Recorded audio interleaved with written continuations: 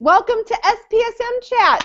But look, I'm making you look at Bart because I can't run the camera anymore. This is at Doc Foreman. I am back in Louisiana, and I'm here with two of my favorite SPSM commentators and compadres. We have the great at Bart Andrews, Dr. Bart Andrews. Say hello to the people from Behavioral Health Response. I finally got right. You did it right. That's really good. And since we just won an award, it's pretty good that you get it right. So, hey, good evening, everybody. It is a joy to be here. I'm hoping we got some folks there. There are some folks from National Council that are speaking tonight. We quite a bit of buzz about the PSM conference. Woohoo! It was a treat being there with the SPSM. It felt like home away from home. It was a little disappointed that the SPSM some of our primary leadership was interested in. I don't want to call any names, April and Tony, but there were some folks that didn't seem to be as support. Well, what do you mean? Well, you guys didn't. Well, I don't know. No, those aren't even sentences. Good those evening. Aren't even sentences. Hey, let's start over. Hi, and we're live. Not. This is at Doc Foreman. Say hello on the Twitters, hashtag SPSM. I'm pointing because that's where Twitter is on my screen. I've got all these screens going. And in addition to at Bart Andrews, I have at ADWW, Mr. Tony Wood. Say hello to the people, Mr. Tony Wood. How's it going, ladies and gentlemen? And especially NatCom and AES people who helped us a lot with all this work that we did over the last week or so. Oh my goodness! Can I just say the number of people that I want to kiss and hug is I think there's like nearly 2,000 or so tweeters that we've had in the last couple of weeks. Isn't that unique? It's too kind. That's a lot of face kissing even for me. So how are you, Tony? You've traveled around. Pretty tired, Doc Foreman, but I think you know that it's been a heck of a week. Matthew Loxton has started us off with a question. He said he has a question for the SPSM folks. What is suicide prevention doing with analytics, public health, and interoperability? We don't know what most of that means. Yeah, we love you. So, Tony, can you explain to the people about interoperability? That's really this is a softball question, I think, from Loxton, because he is usually much tougher on us. Usually he asks us very esoteric questions about coding of language and what systems do we use for that, and we say we're getting right on it, and he says you don't know what I'm talking about, and we say no, we don't know anything. Because Matthew Loxton equals very smart. Yeah, interoperability, that's a good question. Interoperability means specific things in my industry, but I have no idea what Loxton is talking about with regard to SPSM. So I'm dying to hear what he's learned from his conference, which is the health... Information management systems. Yeah, the people that beat us on the trend. Why don't you speak to that really quickly, because... there are a couple of ways of analyzing social media at various healthcare-related conferences, and based on different ways that you can look at the numbers, our AAS social media team came in like second place. It will only beat by HIMSS, Matthew Loxton. Tony, can you explain how they calculate those numbers? Because, for example, NatCon that we were also tweeting at had more timeline deliveries than we did, but we scored higher on them than something else with numbers. Well, you're also looking at what your audience and your relevance. You know, you've got a lot of different metrics that are being counted as in all aggregated down to what a trend is. And this isn't trending on Twitter, because trending on Twitter is much bigger, is much bigger audience than any of us ever have, including HIMSS. They have a big audience because they're all a bunch of techie types, but nothing like Justin Bieber. 2 tweets from Justin Bieber, and he blows the stats out of the water for all of us. So explain some of the things that would have made us higher in the ranking, some of the things that they were looking at for that statistic. More participation from individual Twitter users, more engagement with the hashtag specifically,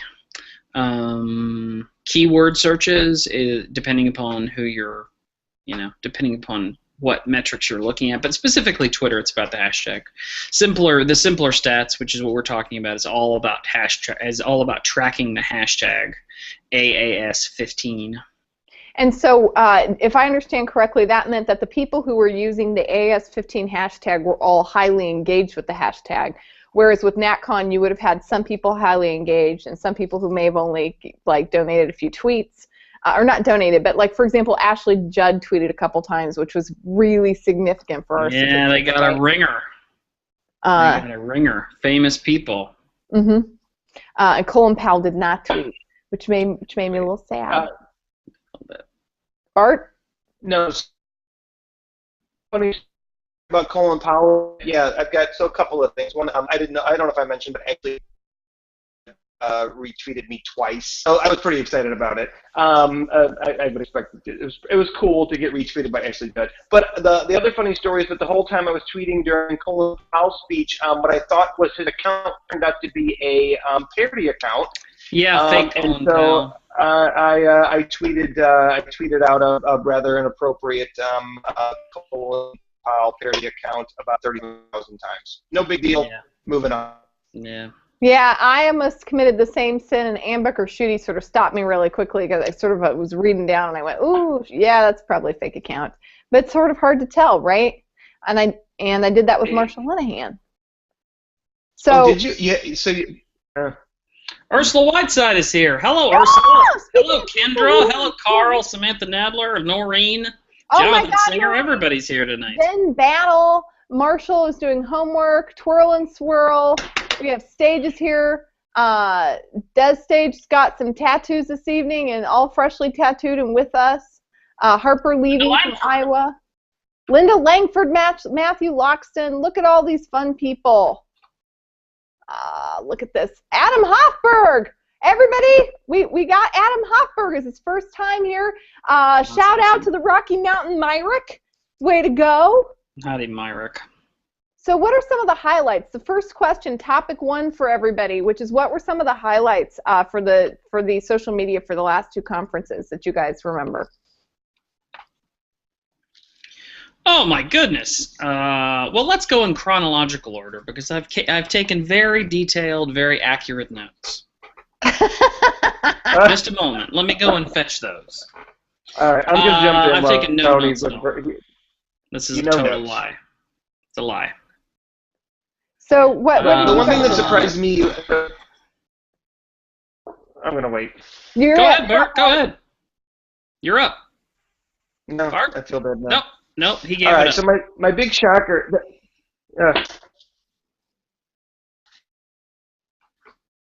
And he's dead. And he's frozen. He's frozen solid. I'm back in. Oh, and he's back. Okay, so the big surprise for me was compassion fatigue. I think he said compassion fatigue, which I hope he doesn't mean personally. I'm not sure. We've lost Bart. I think everybody in Bart's household decided that this was the time to catch up with Daredevil and House of Cards. So I think they all turned on their streaming the moment that Bart got online. It is entirely possible. Show's going really. There, he's back. Are you back, Bart? There we go. I guess I'm. Am I live? Well, yeah, you're back now. You are now. Frozen, and now you're back. You said something about compassion fatigue. So there was a compassion fatigue session that was really good at Council, and it was the one that actually got the most engagement from folks out in the SPSM network and outside of SPSM. It was interesting to me because I think it's an area where we haven't had a lot of training. Folks hear about it, and we've gone to little bits and pieces, but it was interesting how much attention that got, and the emails that I got afterwards. It was really, really cool, and it was just an amazing seminar, and I had a lot of fun at it. And one of the questions they asked that was really cool, that really resonated with me, was they asked, who are the list of people that you're concerned about right now? Pick a list of people you're worried about, and then can we kind of make our list? And then the question was, are you on your list? right? Are you on the list of people you're worried about, the people you're caring for? And that was really, really, it was a great question. It was a great way to really hit home about all of us are so focused on other people that we don't put ourselves on our self-care list and on who we're concerned about list, and that was really powerful. So I love that. Really? There I was have to so much tell you, stuff that I've been on my own self-care. was I've been on my amazing, own but worry list. Yeah. No, that is amazing. Like, if you think about, like, especially for our group that does suicide prevention, like, if you, like, one of the best ways to burn out and leave the field and do all sorts of damage on your way out is to quit taking care of yourself, because you can't keep going. Like, I mean, it's, so I think there was sort of a period where I was doing this job, when I was sort of newer to doing this job, that I was wearing myself out in a way that I really was getting, like, too far, like, going too far. So, like, definitely put some things into practice about a year and a half ago, 2 years ago, to really turn things around for myself, and I'm very glad I did. I will say that the SPSM social media is one of those things I do that really makes me feel good and doesn't make me feel drained, but that is wonderful. I'm glad we're talking about that, because I don't think we've talked, I'm actually really certain we haven't discussed compassion fatigue in the SPSM sort of world, right, Bart? Have we done that even as a topic yet? Oh, Bart's locked up again. Bart's frozen again. The thing that was most extraordinary to me was AAS conference grew the overall impression. We have it. We've 7 million to 24 million, which is pretty extraordinary. So let's talk about the numbers change. So when I first did it, we got like maybe 1 million some impressions, a couple million. Then we got last year we got 7 million Austin. For the week. This year at AAS, we had blown past 7 million by partway through the first day, and we ended up with 24 to 26 million, depending on if you're looking at the hashtag or the simpler statistics. And it was, and so Tony, what changed? I mean, what made the big change in our level of engagement with our target audience? A concentrated and coordinated effort on our part as a social media team. Support from AAS overall. Them just announcing the hashtag and announcing that we were going to be there, and sort of acknowledging the fact that all these tweeters are in the room and that we're not ignoring the sessions. We're there engaged with the sessions. So if we're down on our phones like this, we're not ignoring what the speaker has to say, which was the big shock for me the first year. Was like, if you're sitting there with your phone, you kind of got the stink eye from most of the speakers, because they thought that you were ignoring them, when in fact we were tweeting out what was happening to an audience of then hundreds of people. Mm-hmm. Yeah, I know. But this time the audience was like, our social media reach was really big, and we've lost, just so that you know, Bart's come back. Oh, he's back. He's back. Maybe. And Bart, what did you notice? You were at NatCon. What did you notice about the social media at NatCon? What was interesting to you? Nice.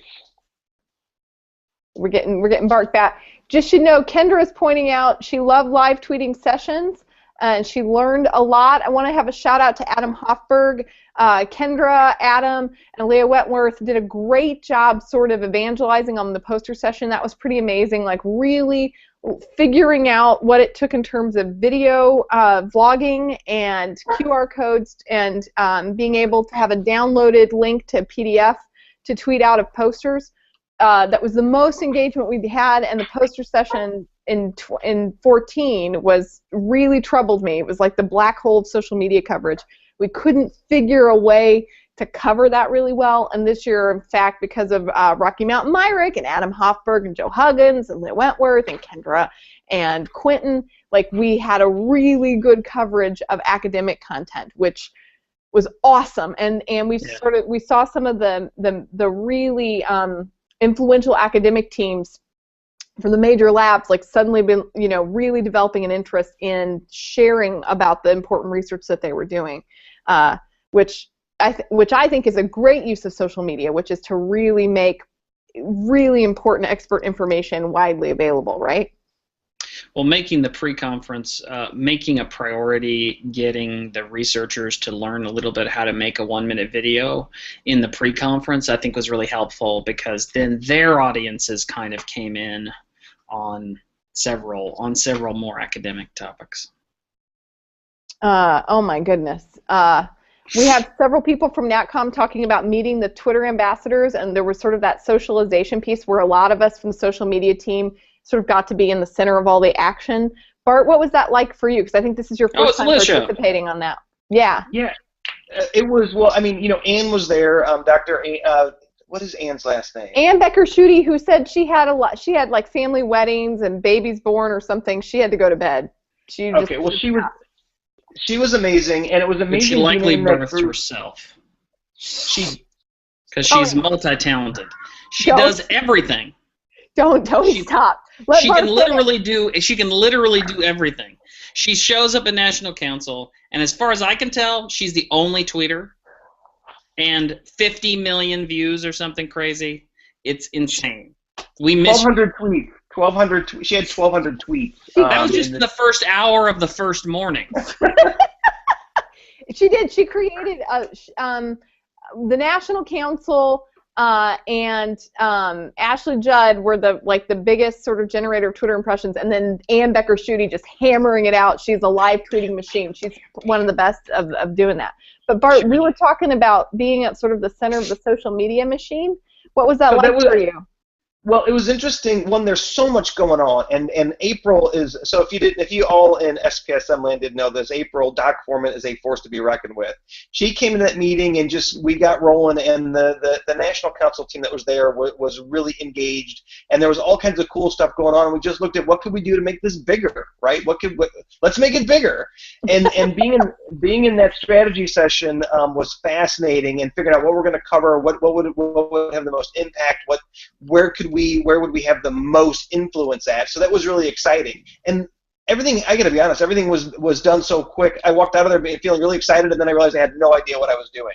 Yeah. So, yeah, me too. But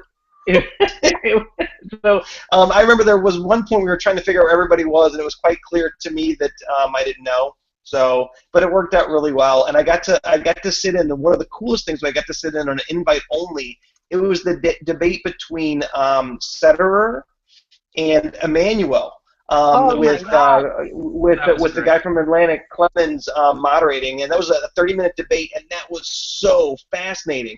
And Ann was there, and we were just tweeting out. No, Clemens was from HuffPost. Oh, Clemens was from HuffPost, not from the Atlantic. Zeke writes for the Atlantic. Zeke writes for the Atlantic. Is that? He's got a column of his own. He's super famous. We are sorry, famous journalist people. We'll get it right next time. So yeah, we'll edit this, right? No. Yeah, we'll fix all this in post. Don't worry about it. Thank you. Thank you, Tony. That was. We were debating like crazy afterward, like really intense. I mean, you couldn't. My goodness, and the room was hot.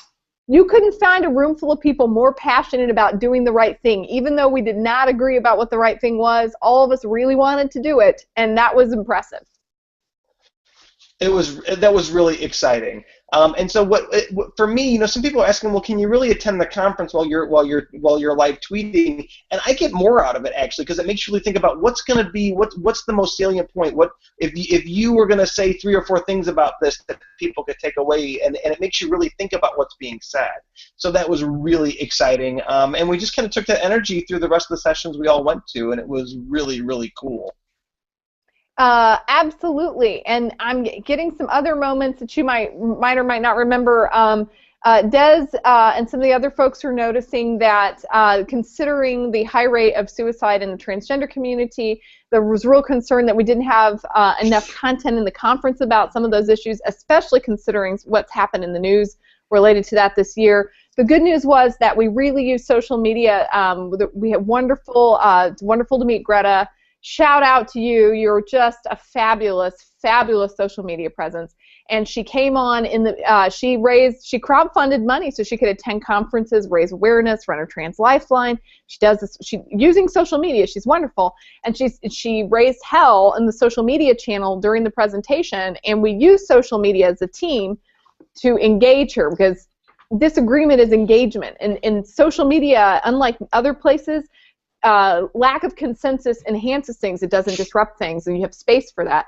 And so she came in back sort of doing some strategy about how there could be more of that content in the conferences next year, and definitely how we can do more of that content in our social media stream, and you're going to see some of that at SPSM. But it was a wonderful moment showing that social media really is very democratic. You don't have to be ignored if you don't want to be ignored. Exactly. Did I just monologue? You did a little bit. No, well, I'd say on Tony and I's April monologue scale, that was a 7-pluser. I don't think you made it all the way to 8, but 7 plus. You did. No, not an 8, but it's a high 7. Would you agree, Tony? I would agree that it is a high 7. It's a high 7. Can someone give a shout out to Singer in his interviews, which I've not heard yet? A shout out to Singer in his interviews. He did the StoryCorps podcasting, and I don't think they've been published yet. Tony? No, as far as I know, they've not been published because he's not tweeted out any links. So I assume they're not published. Either that or he's keeping them from us, but I doubt it. Let's see. He's saying he interviewed you. Your amazing story. Shelby Rowe. Shelby, Rowe. And thanks to Noreen, we got sort of a backstage tour at the CDC, which was pretty awesome. Oh my fucking God, that was really great. It was pretty awesome. Shout out to Noreen, because the CDC, like, I now think of guinea worms as like an entirely different life, and I want I want suicide to be the guinea worm of healthcare. Like, I want it to be the behavioral health guinea worm of healthcare. It's the creepiest, weirdest thing to say until you've been to the CDC and you're like, of course. It is. And that CDC museum, you think it's going to be like totally a snore fest, and they're going to show you like pipettes and people in weird suits. But the museum is extraordinary, and it just gives you a survey of public health in America from like 1890, and they've done it so well with multimedia, and it's wild. There's an iron lung in there. It's amazing. Oh, so cool. So we need you to be with us next year, Bart. I'm about my eyes. That explains why the iron lung got worked into the big debate we had about the asylums, because there were several references that April made to iron lungs, and now we see where that came from. That's so cool. During that live Twitter debate, it was interesting because I know that at one point Leia was chiming in on Twitter around the asylum debate. April and Leia were going back and forth, and we also got some. Yeah, Leia Harris. And we got some really great engagement from folks that weren't even at the conference. And one person actually tweeted out, "Could we quit talking about this? Please, no more tweets about the asylum debate." And my response to that, and they were very concerned, and legitimately so, that people would be moving back to locking people up that don't want to be locked up or need to be locked up. And my comment to that was, we need to have this debate. That we need to be talking about this. The worst thing we could do is not have this conversation. Correct. And that was the cool thing. It was, as watching you guys tweet out the AS conference, being a part of the National Council conference, the level of dialogue and conversations we expand with social media. These amazing things happen at these conferences. And even though the conferences are getting bigger and you're hitting thousands of people, when we engage everybody in the Twitter sphere with this stuff, the types of conversations and the impact that we have increases exponentially. And it's really, everybody needs to get on board with this, because that's where it's happening. The conference is great, but if we don't get that content out to everybody, then we're not having the impact that we should be having. And let's follow it up, Sanford James, and I just want to say, I love you, Sanford James. He was at yet another conference tweeting out, and so I was following him on Twitter and his Facebook, and you're so cool, and you did such a great job. And he asked a really great question. He said, what was the follow-up from the impact of social media at this meeting? Other meetings might use social media, but we've been trying to use it for change and advocacy, right? So if we're, why is it important? How does having this conversation about whether or not we reinvest in mental health asylum be, and that's a very hot button word, but if Lee and I have a respectful but very passionate dialogue and disagreement about that, how does that help change? How does that help advocacy? What's the outgrowth of that, Bart? So the outgrowth is that we're getting more voices involved. I think one of the things that we're seeing is that when you have more voices involved, then people feel heard. There's greater input. And I think in particular, I think one of the areas that social media has a huge benefit is that peers and folks with lived experience have really, that we've been historically marginalized, let's face facts. And although we are represented at conferences, at National Council, and we're represented at AAS, the numbers of representation is really, really small. But when you go on into social media, when you go onto Facebook, when you go onto Twitter, there's millions of us. And so we're able to, because think about how expensive is it to go to these conferences. It's really expensive. And for a lot of us, most of us, our employers are paying for it, or we're getting funding elsewhere. And for many folks with lived experience, it's not feasible for them to make it to these conferences. But by engaging via social media and getting the word out and getting their input, and it's a way for these agencies to benefit from this, millions of voices of lived experience, and for them to also benefit from the information and the great stuff that's coming at the conferences. So I think one of the things that I see was, and I'm gonna, at a talk I'm doing in a couple of weeks, one of the things I'm gonna recommend as we change our culture and our language as providers. One of the things I'm going to recommend is we as providers need to get out into social media, because it's one of the places where we can interact with persons with lived experience in a way to learn about them and hear their perspective, and be able to bring that back into the session. And I think that's so powerful. I think that the potential for that is just so huge. I absolutely agree with everything. Before we sort of move on, because there's a couple of comments. Kendra, the thing about social media is you can have a very multifaceted conversation sort of asynchronously, and there's room for a lot of perspectives sort of at the same time, which you can't always cram into a in real life, face-to-face, in real time event. And so the social media just sort of allows things to be more complex, even with 140 characters.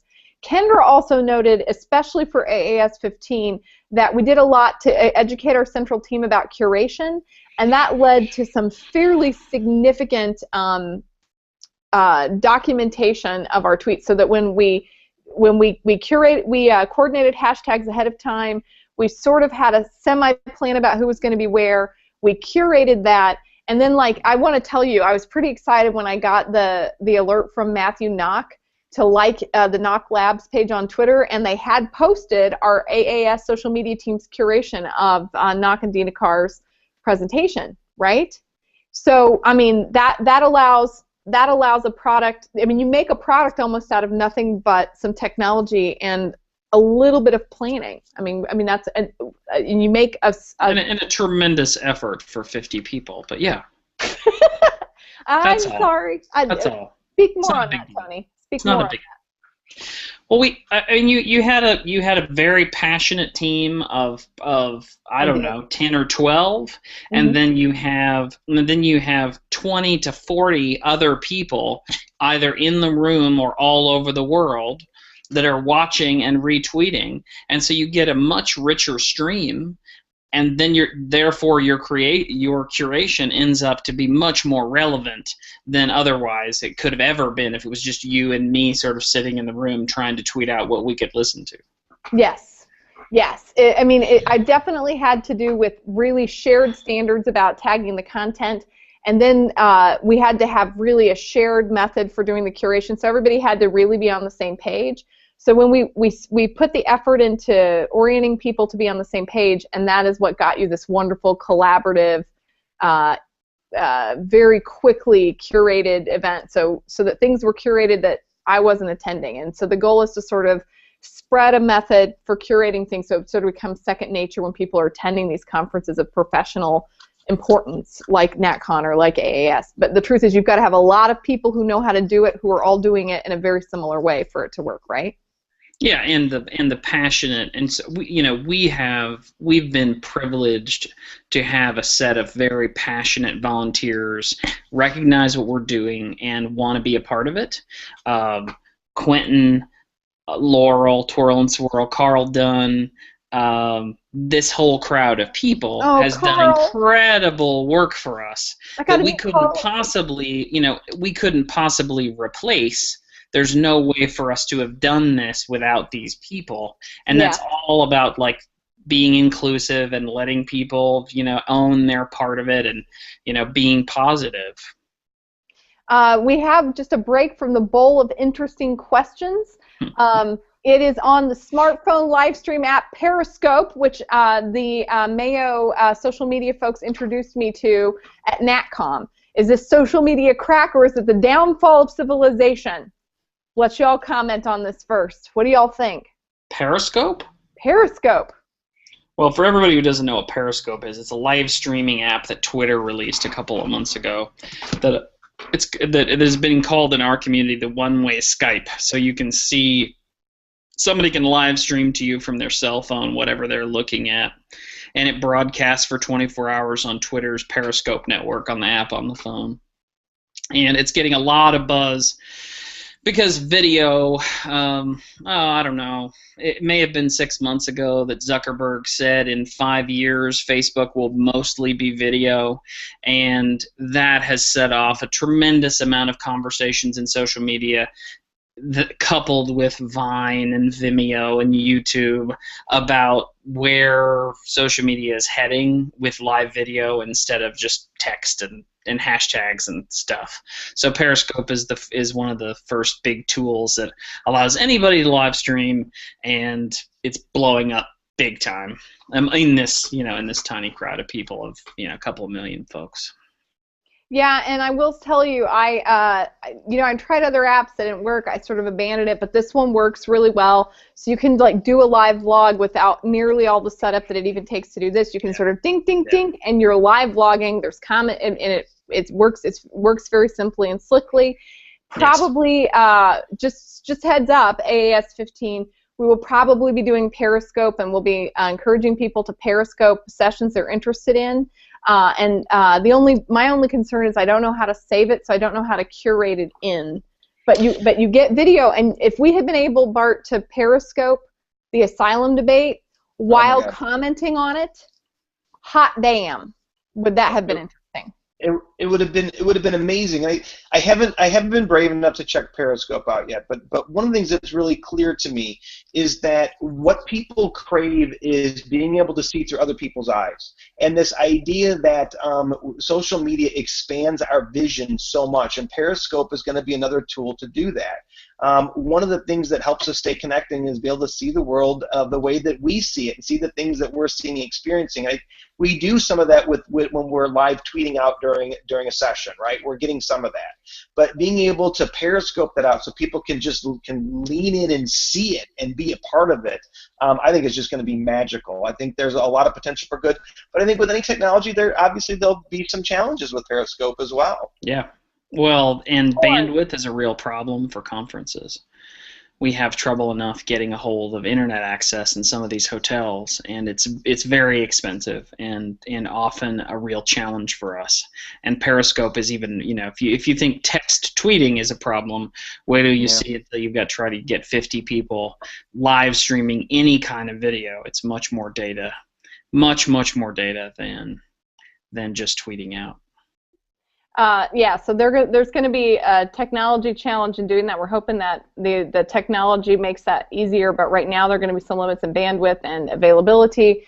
But I'm going to really encourage my SPSM community, if you have iPhones or iPads, get the Periscope app, start playing with it now so we can learn what's effective now. Vine, I never could. I've tried vining bits, but I could never time things right. It's too short, yeah. It's too short. The Periscope you can sort of do and respond to comments and so the issue is going to be how do I Periscope and live tweet and respond to comments? We're gonna have to play with this and figure it out. So you're gonna see me screwing around with Periscope for the next few months. And for the conference planners and meeting planners out there, just please, for the love of God, make sure that you have plenty of bandwidth for social media teams, because you can amplify your message, to the millions of people from a tiny little meeting. That's true. Yeah. Go ahead. The hotel bandwidth sometimes is a real challenge, right? And there's some pretty there are some pretty cost-effective ways to ramp up your bandwidth temporarily, but there were times when a lot of us were having to switch over to our wireless because the bandwidth at the hotel was not giving us enough juice to get the message out. Yep. So I just noticed that Jonathan Singer is reporting that he's released the AAS 15 interviews, and he put the link out there. And I want to point out, yeah, and Quentin is so excited, Tony, that you mentioned it by name. So Quentin Hunt at QUINDI13, pretty excited about the shout out. So let's give him another one. Quindy13, we love you. He's a social media hoss. He's amazing. Oh my God. And he's going to be doing some cool stuff. And then the SPSM question for us, which is what did we think was effective? What was the big E word? Like what worked at NatCon and what worked at AAS 13 or 15? Gracious.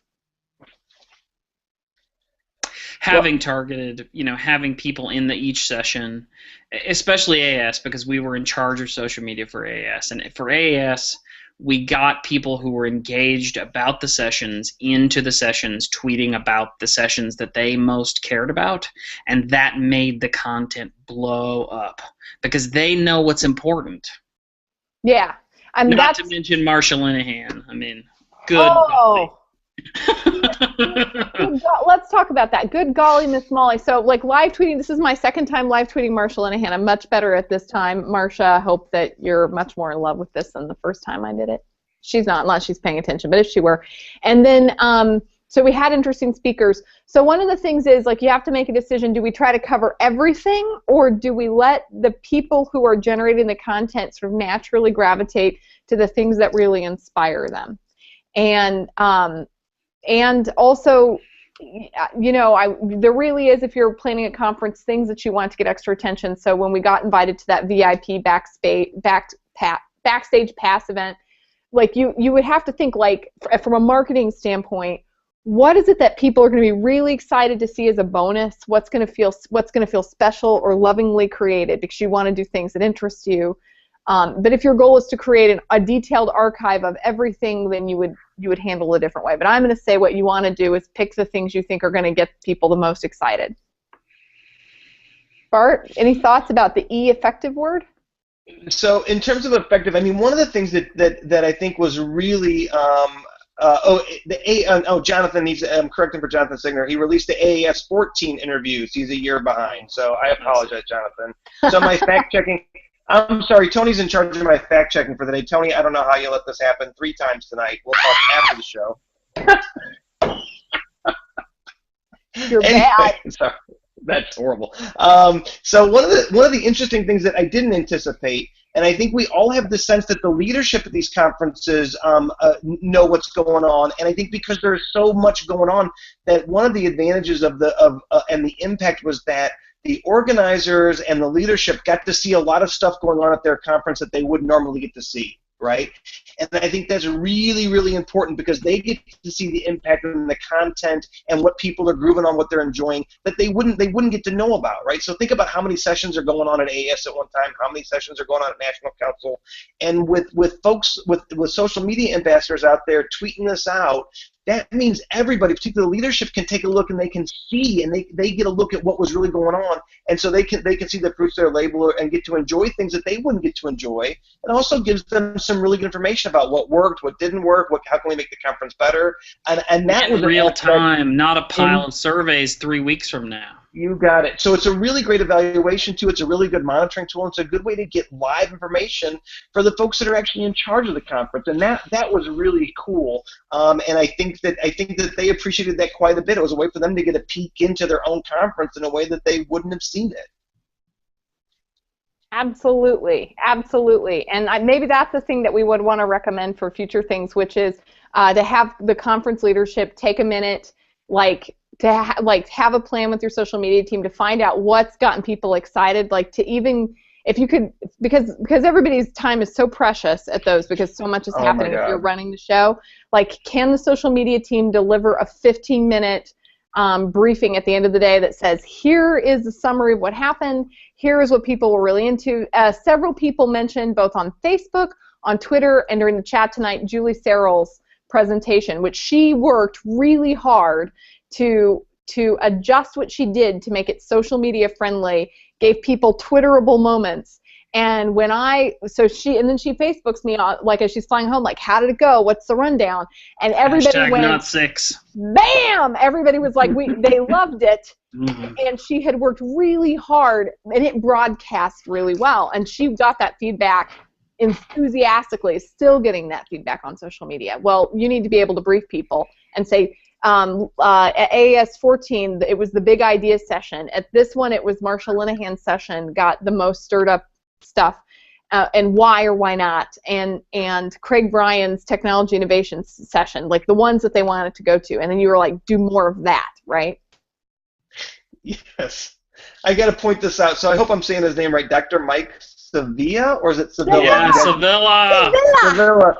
He actually has posted. He's actually posted a YouTube clip already of my fact check fail. So let's retweet that out and get that.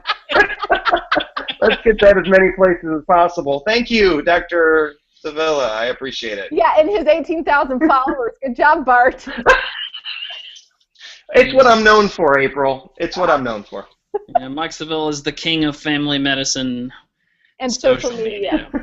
Another thing that we want to recommend to everyone is that you really consider, I mean, now people with large social media audiences like Dr. Mike Sevilla, you want to invite those folks to come tweet. You want to pay their way. You want to give them maybe an agenda that you want them to tweet, and you have to give people breaks. A solidly good live tweeter at a conference can do a day and a half before they begin to unravel for the rest of the week, because it is that intense. And so if you have like a heavy hitter VIP tweeter that you want to come, like, be targeted about what you want them to cover, and then you need to send them to a low stimulating place, because it is so intense. That level of focus is so intense that you must break.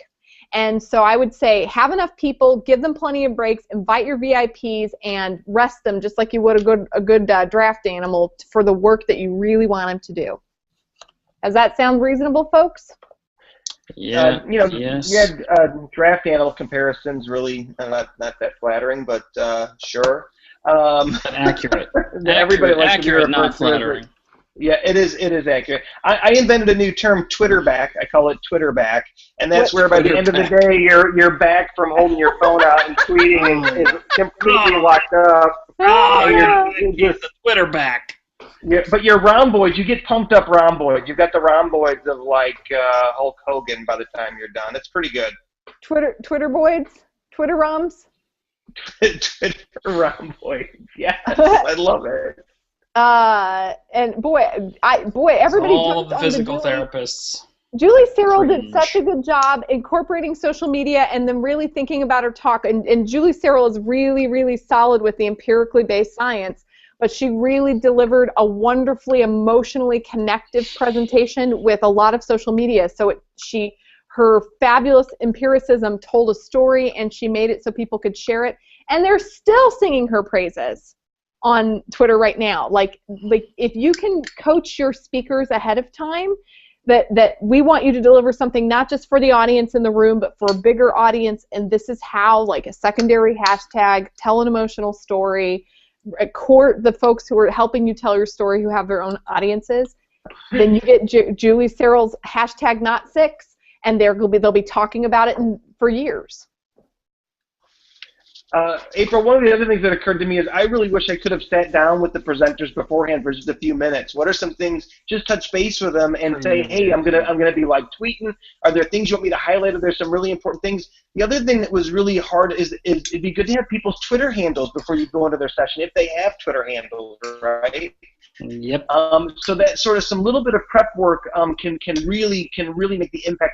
I was fortunate to get some agencies' Twitter handles before the session. So their agencies, think about it. How many of us go out and our agencies don't get to see what we're doing? So being able to have their agency's Twitter handle and live tweet what their folks are doing at the moment, they're really shining and representing their agency so well. That's a big deal. So little things like that, having make sure that people's social media contacts are on the schedule, that other important hashtags might be on there, and a couple of minutes to sit down with the person and say, hey, I'm going to be live tweeting.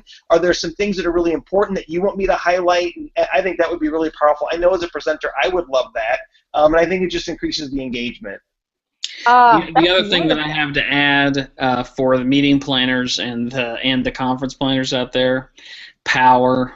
Your social media teams and your social media engagement have to have engagers, have to have power available to them all the time. Plug-in powers, electric power, actual receptacles, power strips. We need them badly because no power, no tweets. No power, no Periscope. And I will say that AAS did provide us with a room to go charge devices, which were nice. Sure, but yeah. You can request at conferences that they set up tables up front. Like if you even just had, especially at key places, you maybe don't need this in every room, but they have tables with electrical outlets, so you could not have Twitter back. You'd have power. You could type. You can set out your 3 devices. So I'm taking pictures. I'm typing with another. And we're producing content very rapidly, and you need a station up front and all the places where you think you want a team, and they need to have a good view and a place to plug in. Yeah. And it's not a bad thing to encourage to have power everywhere, all over the place, because even people that are not officially sort of invited and on your list are also have a potential to help you spread your message, and they're at your conference, so you might as well make sure that they're communicating with the outside world. Adam pointed out that it's really effective when speakers had quotables that fit in a tweet, and we had some speakers that really got that, and they put up slides even with the quote, so they said the quote, you could take a picture of the slide with the quote, or you could just type it out. So having clear messages, and I'm going to say something to all you academicians out there, which is if you can't get it, if you can't distill it down effectively into a really clear statement in 140 characters or less, that is not because your idea is so fabulous. You need help with communication. So if you need help, let us help you come up with that 140 character or less slide. But I was having crawfish boil with world-class physicists, and I was talking to one of the greatest minds in physics in the world right now, and he said, like if you're really brilliant, some people say these brilliant theorists are not great teachers, but he said, if you're really brilliant, you can teach it and distill it down, and the people who aren't are not the really brilliant ones. And I'm not saying you're not really brilliant if you can't do it, but I'm saying you could be brillianter. Is brillianter a word? No. More brilliant might be the technical term, but we'll fact check that. Tony? Fact check. Brillianter is definitely not a word. Thank you, Tony. Well, let's see if anybody makes an actual video of that, April. I don't see that happening. Let me take a look. No video of April saying brillianter. No, because Mike Seville is my friend, right? Yeah. What are some other things, like if we were to put a wish list together, if we said, in order for us to really cover an event well, here's what you could do. Like if you could really speak to people who are interested in covering in utilizing our team's skill set to cover mental health and suicide prevention well, what's the wish list, kids? So one would be having a table in the session, right? So that you can actually have something, and now this is right, but a table, because sometimes, particularly if we're going to be doing video and we're going to use Periscope, multiple devices is a real challenge if you're sitting in a chair.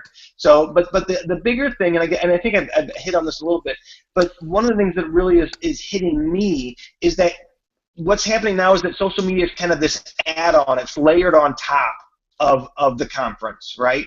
Instead of the conference being designed with the social media component built into it, right? So that these things that we're thinking about are planned in, they're integrated into the stream, pre-meetings with presenters, post-meetings. Think about a post-meeting interview with the presenter. That would be so amazing to storify. April, you had this idea that each session has its own separate hashtag, right? So that we make a hashtag out of the session number so that you could storify individual sessions. I think that's brilliant. So we need to start structuring the conference sessions in the format so that it's already built for the social media to be integrated into instead of slapped on top of. And I think we do a good job of slapping on top of. It's amazing.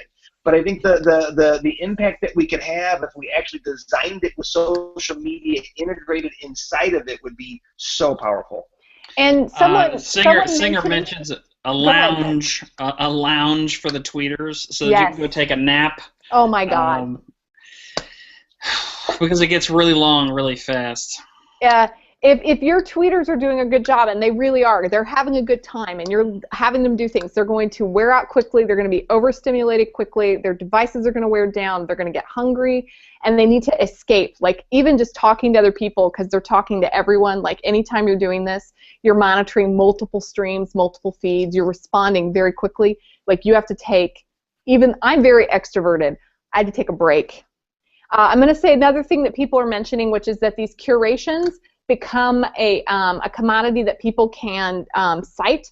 So if you are a presenter and you have a CV, you can put your presentation in, like I presented it on the state, and you can cite it because it will have a link online, so people can even check out what your audience, your presentation slides, which if you put your presentation slides online, like on a Prezi, and then all of the tweets, any video that was generated, then you can add that to your CV as a clickable link. And so this is a wonderful way for it to become very academic.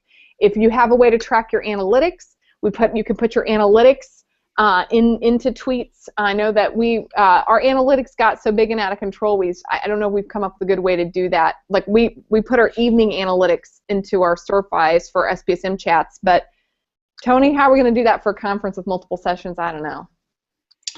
It's tricky. It's a tricky business. It depends on what you're focused on. I mean, our metrics are so big in comparison to a lot of the competing conferences at this point. I don't, it just reiterates the fact that this increases the outreach and the connectedness inside this community and outside of it. So the investment the organization is making is that much more effective. If you'll spend a little bit of money on a social media team, you get this multiplier effect that you otherwise you can't get professional press, you can't get CNN to show up at your event. But this kind of thing allows you to have a shadow of that kind of reach. Absolutely, and everybody's really pointing out things that they prefer, what kinds of slides they preferred. So there's some dialogue going on about that online. Live tweet session headed up by key leaders, not piled on. I'm going to say also you probably want to have a pre-conference workshop, or you want to have some sort of pre-conference event where anyone who's interested in live tweeting can learn a skill if they're new. And I had Ann Becker-Schutte in our presentation at NatCom who was helping a whole bunch of people. We just recruited, I want to say, a quarter of the room, several of whom hadn't tweeted much, and she gave them a primer in the 10 minutes before. So we had a lot more social media presence and engagement in the room. You could be doing this before presentations, or you can do this before the conference like we did at AAS. Then those folks carry that skill throughout the conference. You can also have a core social media team that's got sort of access to the benefits you set up for them that you've selected based on reach and skill. But you can also encourage them to teach and deputize others. Like things that people did for an Oriental Trading Post eye patch at AAS 14 were a little amazing. And so some of you got deputized, know what I mean, right? They will work really hard and have so much fun hanging out with your team, and they love being included. So, there are things that you can do to sort of have waves of people coming into your community. Did I get that right? Did I explain that well, Tony? It was beautiful. Yeah. I don't think Tony was paying attention, actually. I think that he completely was spaced out there. She loses me sometimes with the monologues, I admit. I think she must lose everybody. I always think of it as coffee time. That was awesome. Coffee time. When I'm on my usual hidden background, when she starts that business, that's when I go and get coffee, and then I come back. I didn't lose Carl Dunn. I like Carl Dunn better than you. No, well, Carl Dunn has more of an attention span than I do, which is abundantly clear. I love you, Carl. If you meet Carl Dunn, you'll know that he's definitely a serious, real person, and I'm just a doofus. Yeah, you are a little. Quentin says the pre-conference workshop was awesome. We taught people curation skills, memeing skills, video skills, like more than just can you tweet 140 characters, but like can you do fun stuff. This turns out to be really important to teach people the fun stuff and then they will do a lot of stuff for you. They'll pick, once they start having fun with it. Trisha Forbes is a wonderful example. Have we mentioned her yet? She's in bed asleep because it's like 3 in the morning where she is in Ireland, right? Yeah. Belfast. Yeah, Belfast. Oh, Tony, can you speak to really quickly the SPSM Twitter or Facebook group that you created, and then what happened? Yeah, so for all of our sort of SPSM insiders, and especially the people who've live tweeted for us currently or in the past, I decided that after the conference last year, it was all kind of a sort of a tearful goodbye, and then it was like, well, we'll see you on the SPSM next week, and then I was sitting in the airport, we're headed to NatCon, and I'm like, I'm a grown-up, I can just create a Facebook group and say hello to everybody. So I did. Well... What happened? The chatting started, and it never has stopped. There's been 1 4-hour break last night. That was it. We all finally went to sleep for 4 hours? Yeah, 4 hours, but then Trisha was back up. Oh, Mike Sevilla got coffee time is when @Doc Foreman is tweeting or talking. Thanks. Absolutely, Mike. Absolutely. You're spot on there, Mike. Oh, that was a quote. I'm sorry. Yeah, that was me. So, I mean, I'd encourage you, if you're planning these kind of events, I would encourage you to give your team as much connectedness as they could possibly want, so that then they can continue on the energy. You don't want to, once you get momentum going, you don't want to let it go. Yeah, that is, social media really is social.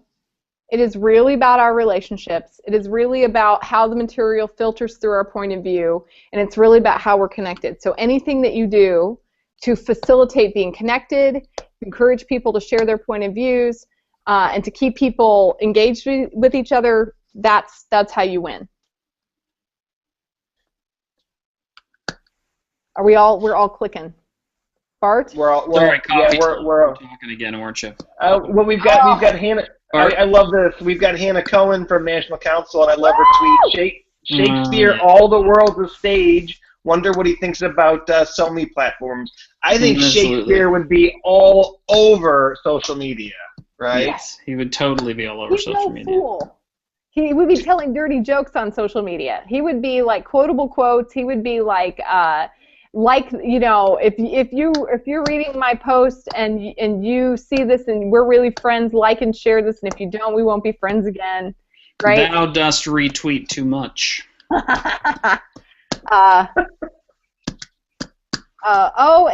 talking about Bill Schmitz's CNN interview. That was cool. Happened right before we went, sort of unexpectedly. Cool. So I think we have like one last. I think there was one last SPSM chat before we're at final thoughts, but we didn't get the last bowl of interesting question. That's what Hannah was replying to. She said, who was your bowl of interesting questions? Said if you could get a retweet. Anyone, a retweet from Bill Shakespeare would be awesome. That's what Hannah. Hannah took the good one already. Hannah, you're so awesome. That is like you did. There's not like everything else is shitty after that. Like it's kind of crap. After Shakespeare, I don't know. And where do you go from that? I'd take Grace Helbig. I would love for Grace Helbig or Hannah Hart or Tyler Oakley. Tyler Oakley is on the board of the Trevor Project. Tyler Oakley, if you would please, could someone tweet Tyler Oakley and tell him that if he could retweet any of us, to prevent suicide, I especially would face kiss him. I don't know that he would want to face kiss for me, but I love you, Tyler Oakley. Do you even know who that is, Bart? Tyler Oakley, yeah. No, I've got no idea. He's one of my top 5 or 6 YouTubers that I like to watch, and he is amazing. He's a wonderful live vlogger. And he's really good. Tyler, yeah, my daughter likes Tyler. Does your daughter watch him he's like, well, hello? Yeah, that's yeah, she's 11. Right. No, I'm just trying to put this all in context. I'm sorry. I got it. We're good. Tyler Like Oakley. I'm getting it. I'm tweeting him now. Grace Helbig, Mamrie Hart, Hannah Hart, Tyler Oakley, Rutten Link. Good mythical morning. Where are you, Bart? Do you not even care about YouTube? I didn't. What's YouTube? Oh my God! Do you know what else I love? Crazy Russian Hacker. Oh, Welcome to my laboratory where safety is number one priority. That is safety awesome. number one priority. Now we saw these batteries in half. Oh my God! We've got a Thomas Kuhn reference from Raymond Tucker. I love it. Oh my God! What did he say? What did he say? That Thomas Kuhn would drop some serious science on SoMe. Love a retweet about a new scientific revolution in suicide prevention. Way to go, Raymond. Beautiful. And I think that's happening. Why are all these? Getting back to the bowl, I'd take a retweet from Burroughs if I could get it. Walter Burroughs? Yeah, Walter. Walter. Who's Walter? Not who was that? A camp counselor? Who is Walter? I don't know. I'm making names up in my head. It's true. Who's Burroughs? Okay, YouTube, but no Burroughs. That's Burroughs. This is the world we live in. Everybody wants Oh, gracious. except for Okay, Bart, will you tell us who Burroughs is, Bart? William S. Burroughs, the poet that invented cutouts and William Walter. It's a W. I got close. Okay. No. Advice for young people, Thanksgiving prayer, Sermon on the Mount, Junkies Christmas, none of this. Jesus. Sermon on the Mount is Jesus. Akfu the Destroyer, which is an amazing poem. Oh boy. We are at the top of the hour, kids. We are so glad to have been with all of you guys at NatCon 15 and at AS 15. We've had a wonderful week. There's so much concealer happening under my eyes because the week was so wonderful. We're really glad to be in touch. Stay in touch on Twitter. Stay in touch on Facebook. We have all sorts of neat stuff for you guys in the last sort of month. We just have a few more weeks before we go on summer hiatus, so definitely tune in. If you have any projects you want to do or ideas you want for us to have get planned for fall, please do let us know. If you want to participate in this process in any other way, if you have a project that you think is interesting, or if you want to be on the show for some reason, give me a shout out. Let's see what we can do. Bart, say goodbye to the people. Give us a final thought. Goodbye. I just want to say one to all the folks that worked that tweeted at the AS conference. It was like being there. I was working on RFP at the time, and when Marcia was presenting, I literally had things that I needed to do, and I was on a deadline, and I just had to stop and just be a part of it. It was amazing. So thank you to the folks at AS. Thank you to the wonderful folks at National Council who made an amazing conference, brought us in, and it was just so special. So I just want to say I'm so grateful and thank you. And Tony, ring us on out. I'll have just the same sentiment. Thank you all so much for giving us the access and sort of appreciating the things that we all do, and especially our social media team. I mean, they've done incredible. They've done incredible work for us. Yeah. And you can go to the SPSM Facebook page, like the channel, subscribe, stay current, and we will talk with you soon. Bye-bye. Good night.